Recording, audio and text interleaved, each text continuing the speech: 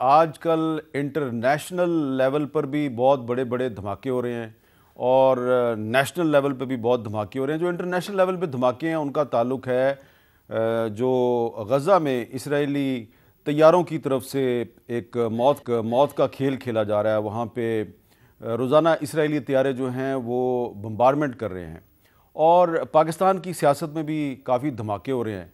तो तमाम धमाके ही आपके लिए अहम हैं, लेकिन आज हम गुफ्तगू का आगाज़ करेंगे पाकिस्तान में सियासी धमाकों से। आप जानते हैं कि तहरीक इंसाफ के एक साबिक रहनुमा फ़रख हबीब साहब ने आज अपनी पार्टी छोड़ने का ऐलान कर दिया है और उन्होंने इस्तेहकाम पाकिस्तान पार्टी में शमूलियत का ऐलान किया है।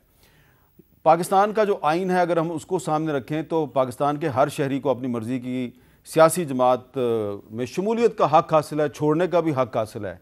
लेकिन माजी में जो लोग सियासी जमातें छोड़ते रहे और दूसरी जमातों में शमूलियत इख्तियार करते रहे, उनके बारे में हमारे मेहरबान दोस्त जनाब फ़रख हबीब साहब क्या कहते रहे, ज़रा सुने। जो लुटा बनेगा वो 17 जुलाई को ना भूले। अवाम में अब लुटों की जगह नहीं है। वो वक्त चला गया जब आप वफादारियां तब्दील करवाया करते थे। अब अवाम बड़ी सियानी हो गई है। उनके गर्दन के ऊपर बंदूक रख के, खौफजदा करके, हरासा करके, जेलों में डालकर इस वक्त जो है वो उन्हें कहा जा रहा है कि आप पार्टी को छोड़ें, आप इमरान खान को छोड़ें। हम अपनी जानों का नजराना देंगे। इमरान खान के साथ हम डट के खड़े होंगे। जो करना है तुमने वो कर लो और इमरान खान हमारी रेड लाइन है, कान खोल के सुनो। हमने कान खोल के सुना था, इमरान खान आपकी रेड लाइन थी। और आज प्रेस कॉन्फ्रेंस में फ़रख हबीब साहब ने यह भी कहा कि वो अपनी मर्ज़ी से ही कहीं चले गए थे, उनको कोई कहीं ले के नहीं गया था। तो इसका मतलब ये है कि माजी में वो जो कहते रहे कि जी गन पॉइंट पे लोगों से सियासी वफादारियाँ तब्दील करवाई जा रहे हैं, वो कुछ और लोग थे।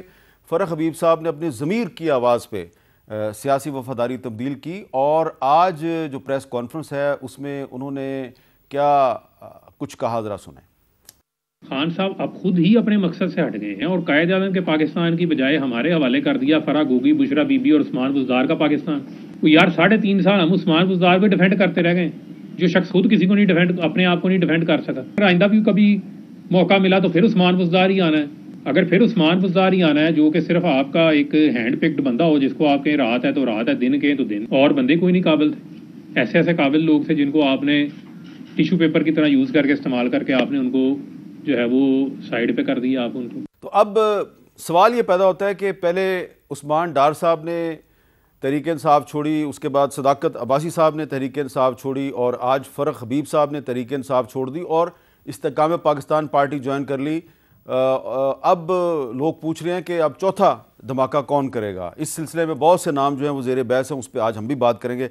हमारे साथ गुफ्तगू के लिए मौजूद है जनाब अताउल्लाह तारड़ साहब, मुस्लिम लीग नून के सीनियर रहनुमा हैं, जनाब शुएब शहीन साहब तर्जुमान हैं चेयरमैन तहरीक इंसाफ के, और जनाब सेनेटर ताज हैदर साहब सीनियर रहनुमा है पाकिस्तान पीपल्स पार्टी के, कराची से उन्होंने हमें ज्वाइन किया।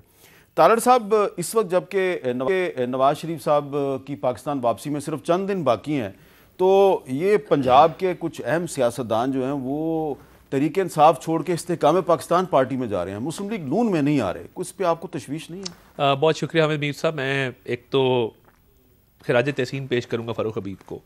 ये हिम्मत का काम है। हमारा स्टूडेंट पॉलिटिक्स डेज़ का साथी है और हमने स्ट्रीट एजिटेशन भी मुशर्रफ दौर में इकट्ठे किए, डिक्टेटर के खिलाफ एक तहरीक भी इकट्ठे चलाई थी। तो देखिए, इस काम के लिए हिम्मत चाहिए होती है कि 9 मई का एक वाक़या हुआ। आप समझते हैं कि एक जमात, आप जिन नज़रियात के तहत उसमें शामिल हुए थे वो उन नज़रियात से इनहराफ कर गई है, उन नज़रियात से हट गई है, तो ठीक है, उसने एक चॉइस की।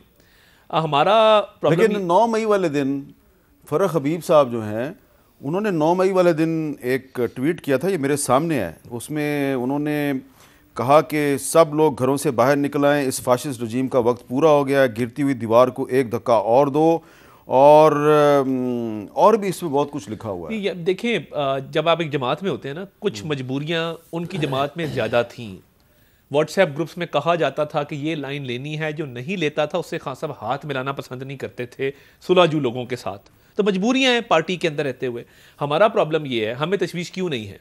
इसलिए नहीं है कि हमारे पास जगह नहीं है। अच्छा। हमारा पंजाब के अंदर, अब देखें ना, फ़रूख हबीब साहब वाली सीट की बात कर ले, मेरे तो फिंगर टिप्स पे पंजाब के सारे हल्के। यहाँ पे आबिद शेर अली साहब हैं, वो इन्हें का इलेक्शन लड़ते हैं, उनकी पार्टी। तो यार ज़रा ये भी बताया ना तारड़ साहब, थोड़ी हिम्मत करें, आबिद शेर अली को कैसे हरवाया गया था?